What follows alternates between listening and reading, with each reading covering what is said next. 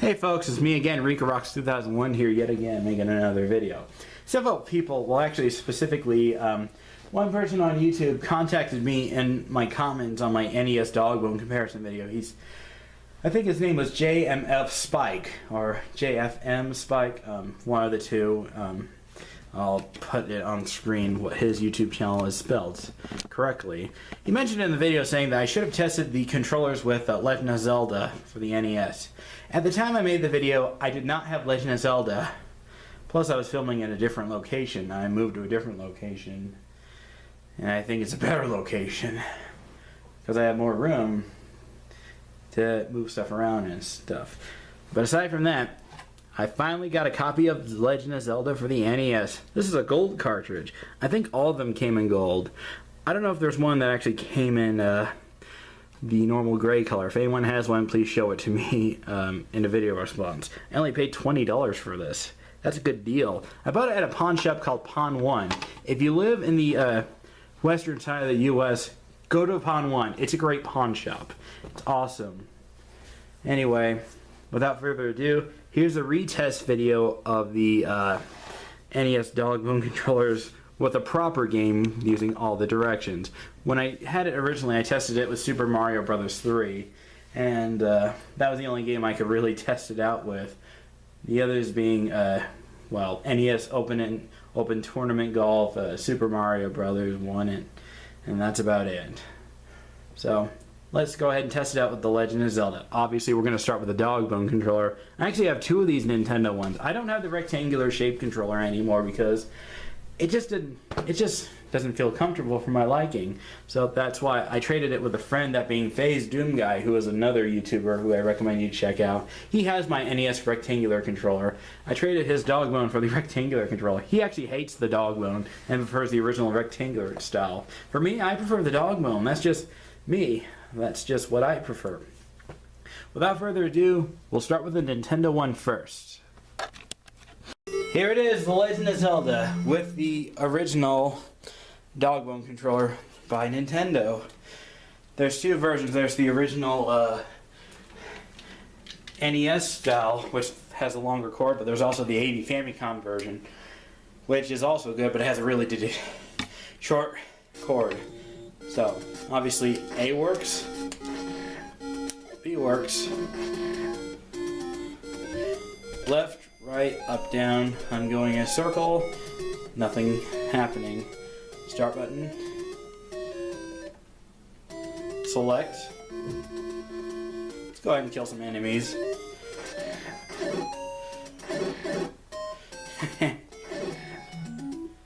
I should mention I'm not the best at this game, but then again I'm a beginner. I'm really good at Link of the Past because I've played it before on the Game Boy Advance and the SNES. Oops.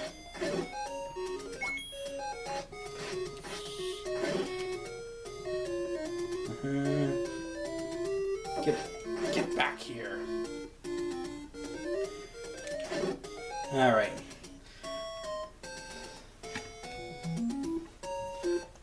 Overall, when it comes to Legend of Zelda, the official Nintendo Dogbone controller is the best way to play the games.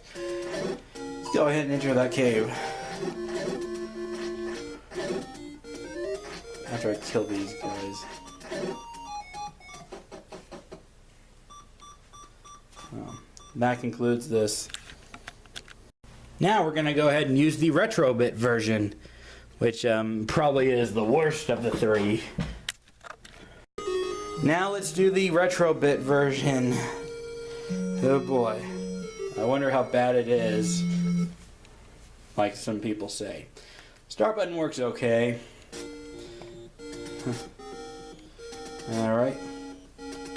Maybe I should bring the controller on screen and show you what I'm trying to do. I'm trying to...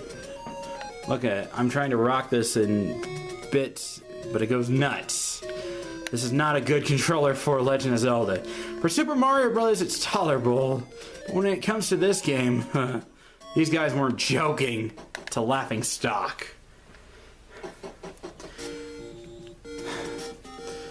Look, I'm trying to rock it and Link's going nuts. this is not a good controller. The D-pad is the worst portion. I would have liked this controller because I love how the face buttons feel. Even start and select don't feel too bad. But when it comes to the D-pad, this thing is so unusable. So my advice to people when it comes to getting controllers, avoid the retro bit. Unless you can modify the D-pad to actually not stick down like this. See, I have it pressed all four down. Anyone who has owned a Retro Duo will know exactly what's going on. See, I pressed down on all four and I went back in. So my advice to you, avoid this at all costs. Unless you know what you're buying. So that pretty much wraps it up for the retro bit. And last but not least, the Tomee Dogbone controller. Some people had mixed reviews. Some say it's better than the retro bit one, some say it's worse. We'll see how bad it is, or how good it is to be more specific. And now last but not least, the retro bit NES Dogbone controller. Well, let's see how decent or bad this is. A works. B. I'm pressing around on the D-pad. This one actually responds a bit better than the retro bit one. But you can still press all four directions, but at least this one actually does slightly better. It's not as good as the Nintendo one, but it's much better than the retro bit one. Select, start. The face buttons actually feel very good. I love how they feel on this controller. Let's go ahead and try to knock out some enemies.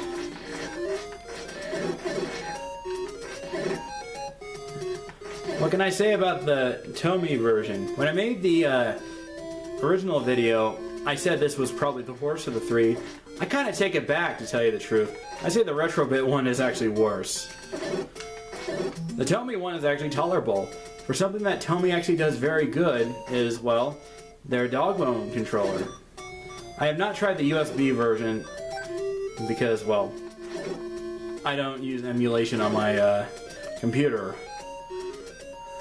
But let me just say, this controller is actually very good. It does nothing. I just wasted my time. Oh well. My point is, when it comes to between the three, this is actually the second best. So if you're looking for something to play Legend of Zelda, my advice to you is to get the Tomee one. Do not get Retrobit, get Tomee. Or better yet, get Tomee and Nintendo. Modify the controller to make it slightly better. There's a video on that. So now I'm going to go over my final conclusion on what I think of the three controllers. Well, the three Dogbone controllers. Well, there's my conclusion on basically a redid of the video that I did. I probably wish I had Legend of Zelda to make the video more promising. I only had Super Mario Bros. 3 because that was the game that actually, well, I thought would be the perfect choice to demonstrate the three Dogbone controllers.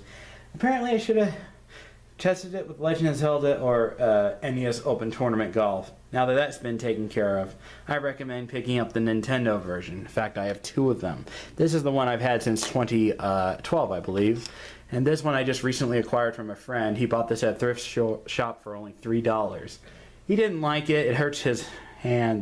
The guy on YouTube's name is Phase Doom Guy, if you want to check him out. He prefers the rectangular shaped controller. That feels better in his hands. For me, it's the opposite. I like the Dogbone controller. I love these things. That's why I have different variations of them. So, what's my advice? Get the Nintendo one is what I'd recommend if you are willing to spend the money for it. You could either get the American one or the Japanese one, which unfortunately has a shorter cable, which means you'd have to either have the system right next to you or sit closer to your TV, or get an extension cable. That would be my recommendation if you were to get one of those. The second thing the second option I'd recommend is picking up the Tomee version.